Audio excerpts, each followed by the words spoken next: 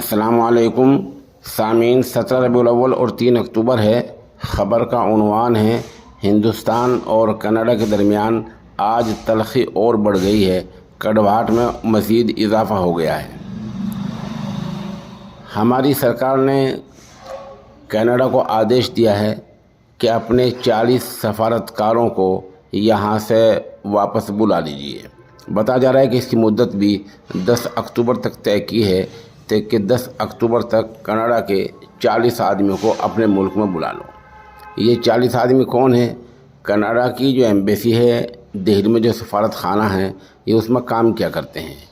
یہاں کام کرنے والے کل کینیڈا کے 62 لوگ ہیں، 62 سفارتکار ہیں۔ ان 62 میں سے 40 کے آدیش دے دی گئے ہیں، تو 10 اکتوبر تک اگر یہ حکم مکمل ہوتا ہے تو 40 واپس چل جائیں گے اور 12 رہ جائیں گے۔ اس طرح ہندوستان اور کینیڈا کے درمیان رشتوں میں تلخی بڑھ گئی ہے۔ آپ کو پتہ ہی ہے کہ کینیڈا کے وزیر اعظم نے